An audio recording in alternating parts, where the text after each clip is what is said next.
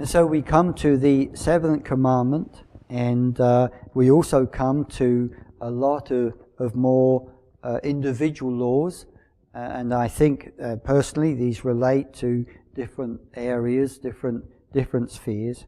But we do have a number of laws in 22 verse 13 that are directly related to areas of sexuality. And the first one is speaking about a man who may marry a woman, and after he goes into her and he dislikes her, makes up charges against her saying, I married this woman but she was not a virgin, then in that case the father would step in, and there would be a hearing in the court of law, which would be at the city gate in ancient times, and he would stand up for his daughter and for her integrity. And if the evidence of her virginity is seen and the ruling goes in her favour, the elders of the town should take the man and punish him and fine him 100 shekels of silver. And that is about 14 to 16 years of wages, of salary. And so that is a lot of money. And then this woman shall remain his wife, and he's not able to divorce her. Now, what is all this about? Again, a very strange law for us. What is the evidence of virginity? Why would this happen? And of course, we are, again, many thousands of years on from this particular culture, this set of circumstances. But it would seem that this is connected to the whole area of the dowry. The tradition was that when a man wanted to marry a woman, he would go, and as in some cultures today, they would negotiate a bride price, and he would pay, having a financial investment into the family of the bride. But then the father would give the bride a dowry, and that dowry would be hers. And even when she's married, it was understood that this particular portion of the family finances, that was her dowry. And so with that happening, if then this woman was found to have violated the law in some way, and because of that was executed, then the man would keep the dowry. And so it could be like this kind of thing we at least see in movies, maybe in reality, where young women marry rich men and then poison them and keep their money, their inheritance. Who knows? But that seems to be what is going on behind here. And it would see that the evidence of the virginity, it could be the bed sheet, that when on the first case of intercourse there's a broken hymen and therefore blood is there, or maybe the fact that the young woman has menstruation blood, so it shows she's not pregnant. Whatever it was, of course, they knew, and it was something that they were aware of and would have been significant for them. And so here we begin with the protection for a young woman who is accused of having had a premarital sexual activity, and as you figured, in that culture that was really a big deal. And of course it's one of these values that we find in the New Testament. Not this particular law, but sexual purity is something that is consistent in both covenants. And then we find another law here. If a man is caught lying with a wife of another man, both of them shall die. This is kind of remarkable, because in many societies, for some reason, it's a woman who gets the blame when this sort of thing happens. Even in Jesus' day, you remember in John 8 there was a woman caught in adultery. Now, if this woman was caught in adultery, there of course had to be a man. And the intriguing thing is only the woman was brought to Jesus. And you have to ask the question, when we have this particular law, which they were challenging Jesus to uphold, why it was that the man wasn't there too. And what we read here is both of them shall have the same judgment. It was equal to both. Verse 23, we find a virgin engaged to a man, and if then she is caught having sexual relationships with another man, in that particular case, again, both of them shall be brought to the gate and stoned. So again, it is equal for both male and female. Now, why is it that an engaged woman would be in that situation? Well, the answer is there had, in ancient times, engagement was like a marriage. It was a covenant that had been entered into, and that person was betrothed to someone else. And so there was a kind of adultery committed in that particular culture and situation. And then we have really a thing here about rape in verse 25. If a man meets an engaged woman in the open country and the man seizes her and lies with her, then only the man shall die, because it was a rape case, and she was not guilty of being a part of that. And verse 28, if a man meets a woman who's not engaged and seizes her and lies with her, and they are caught in the act, the man who lay with her shall give 50 shekels of silver to the young woman's father, and then she shall become his wife. Now, actually, Exodus also speaks about this law, verse 20 in Exodus 22, and there it gives a little bit more, and that is the father actually has a decision whether this woman should marry this man. But often in a situation where a woman who had sexual relationships with a man, she's in a situation where the chances of her getting married is very small in this particular culture back then. And so, depending all the circumstances, it may be that the best result is that they do get married. And I'm sure that the woman herself would have a say in that. But you'll notice that the bride price has been set. Because this had happened, where is the negotiation? How would that take place for the bride price? But what we have is 50 shekels, and that is about 6 to 8 years' salary. And so that is what would go into the financial situation of the father of the bride. Then out of that, he would give the bride her dowry. And so in this situation, there could be a good result that would come from this.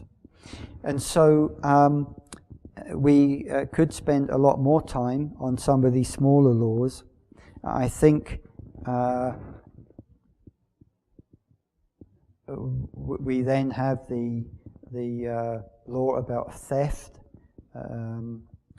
about not bearing false witness and coveting, and different ones of these laws kind of reflect those different commandments. But to me, it's not now as a nice, clear groupings like we've seen before. But I'll let you explore that yourself in your own studies. But I just want to make a few mentions on some of these things, and that is, it speaks in verse 23 about the assembly of the Lord. Various people that are not allowed in the assembly of the Lord. And I know for a long time this seemed to puzzle me, because it seemed like different people were not allowed in church. And why would people not be allowed to come to church? But Of course, that is wrong thinking, because it's not talking about church. When it talks about the assembly of the Lord, it's actually talking about the national governing body. And this particular national governing body deal with a broad range of political, judicial, and policy matters. So it's really talking about different kinds of people, foreigners, etc., not becoming part of that governing body that's making decisions for the whole of Israel. When it comes to no one who has his testicle crushed or whose penis has been cut off shall be admitted to the assembly of the Lord, probably this is referring to the practice that happens in many nations, and that is when people get involved in the government circles, the king would have them, would make them eunuchs. Very common.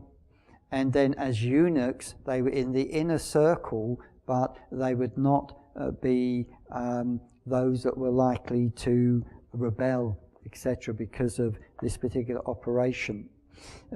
We remember Daniel, how Daniel and his friends were taken to Persia or to Babylon and Persia, and almost certainly they were eunuchs when they were made eunuchs as they entered into this particular service. And so what it's saying here is that this practice should not happen in Israel. When people come into the senior government positions, that isn't what should happen. And also it speaks about other categories of people, and each would have their own reason. If you were an Ammonite or a Moabite, there needed to be 10 generations. In other words, the people needed to live in Israel for a long time before those people could come into the assembly of the Lord. And even today, people can live in a country, they could have been there for a number of generations, but they feel more loyalty to their roots, where they came from, rather than the country they're living in. And so we have these kind of protections. It's fascinating, chapter 23, verse 12, that we have a whole passage here about sanitation, the importance of good sanitation. Today in many countries, disease and sickness is spread because of the lack of sanitation, but not in the camps of Israel. Verse 19, chapter 23, is where we read about not charging interest on loans. They could charge interest for a foreigner. If people from Moab and Ammon want to borrow money from them, they can charge interest. But as the economy of Israel, this was something that God didn't want, but rather people are generous and lend freely. And then in verse 24 we have a fascinating law that if you're walking through your neighbour's vineyard or their field with corn, you can have a snack, but don't actually harvest their crops. And then we have this law I mentioned earlier about divorce. And it would seem that this law was to protect the woman. Firstly, there had to be a bill of divorce. In other words, it wasn't a matter of just the verbal statement of the husband, I divorce you, I divorce you, I divorce you. And then there's no witnesses to that, and 3 weeks later he changed his mind. But rather, divorce was something that was concrete, because there had to be a bill of divorce. And that meant that woman was free from that marriage and able to marry another. But there could not be any distortion in this, especially with the dowry of her coming backwards and forwards. And so we see these laws here which are there for a protection on these people. And so there's a number of laws here about justice and about dignity for poor people, that when they receive a loan, they would give something as a surety for that loan, but they need to be respected in that. Rich people were not able just to walk in their home and choose what they wanted, and so on and so forth, as you look at many of these very interesting laws. Verse 19 of chapter 24, a part of their social support system: when you reap your harvest in your field and you forget a sheaf, don't go back and get it. Leave it for the vulnerable and the needy. So this is in addition to the tithe for every 3 years. There was also the gleanings. And this is, of course, what we see in the story of Ruth. And so we come to the end of these detailed stipulations, specific stipulations. And you can see how these things are really carefully thought through. But remember, they are examples of the kind of thing that should happen. It's more of a case law understanding. And the judges, they would know this. They would have internalized these things and these values, because circumstances are never exactly the same. Circumstances are complicated, but they would have these foundations of which to make their rulings out of, and a clear indication of the society that God would want, and exhortations to that particular society. We now come to the next portion of the ancient Near Eastern treatise, and this portion begins in Deuteronomy chapter 27, where we have the blessings and the curses.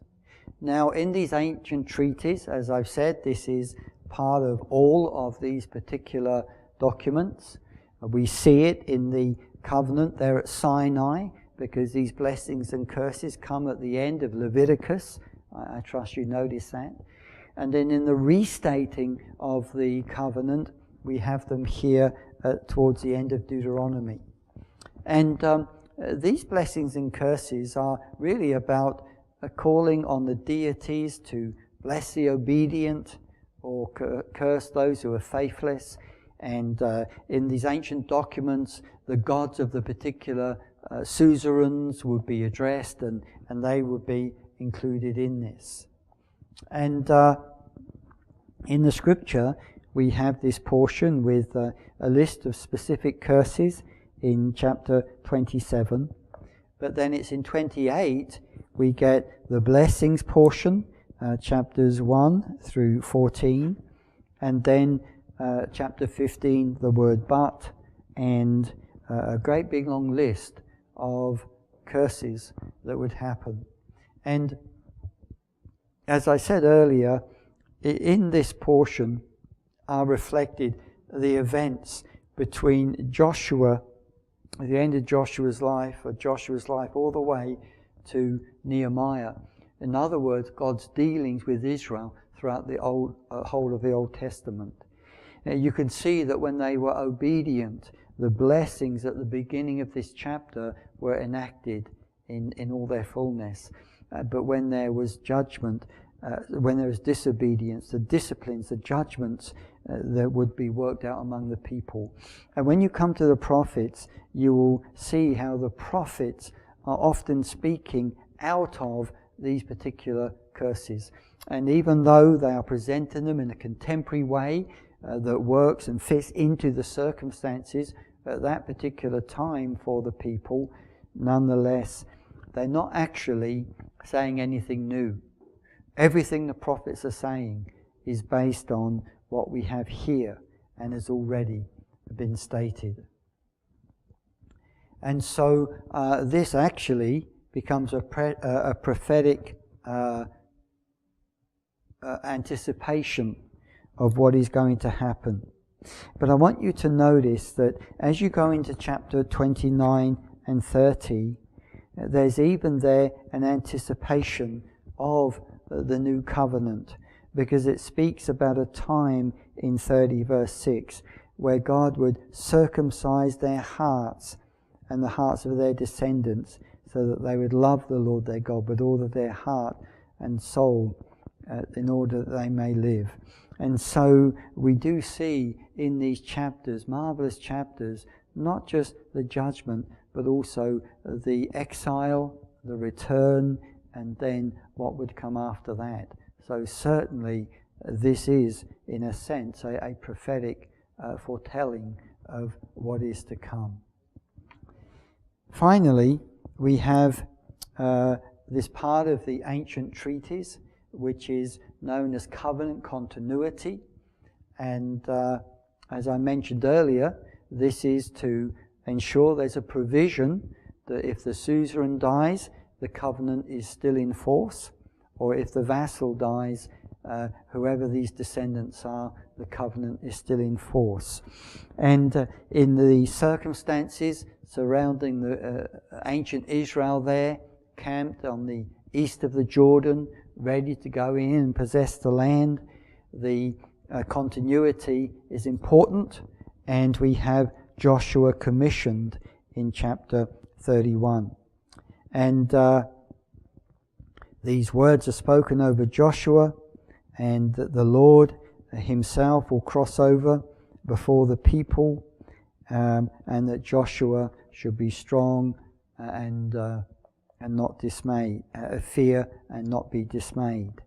And then in chapter 9 of that same chapter, Moses writes down this whole law and gave it to the priests. And we read that, verse 10, every 7th year, when it's the year of remission, during the festival of booths, this law should be read to all the people.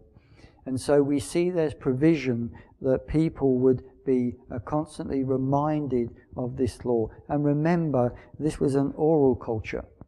And having things spoken to them, they certainly remembered things better than many than we do. And so he continues to charge Joshua in verse 14,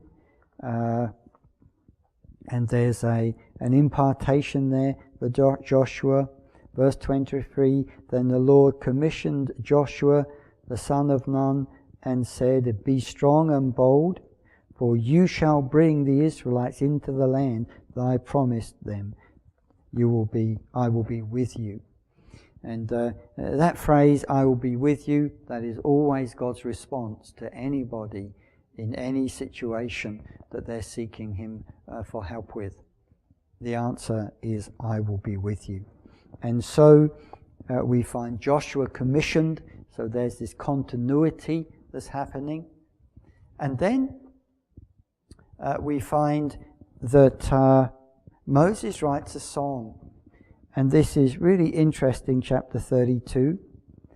People remember songs very well. I think that's true today. And this song, as you work through this beautiful poetry, is talking about the kindness of God towards them, how God had been like a father to them, protected them, provided for them. But it also talks about how they would fall away from him. But when there's repentance, there's a way of returning. And so this song becomes, or this poem becomes a really important testimony when it comes to continuity. Finally, verse 33, we have Moses blessing all the tribes of Israel for their future. And then I mentioned that that is probably where Deuteronomy ended. Chapter 34 is a postscript to bring the story of Moses to an end, how he went up Mount Nebo to the top of Pisgah, and he was able to see the promised land, but then he died, and he was buried by the Lord. This is an amazing epitaph, chapter 34, verse 10. Never since has there arisen a prophet in Israel like Moses, whom the Lord knew face to face.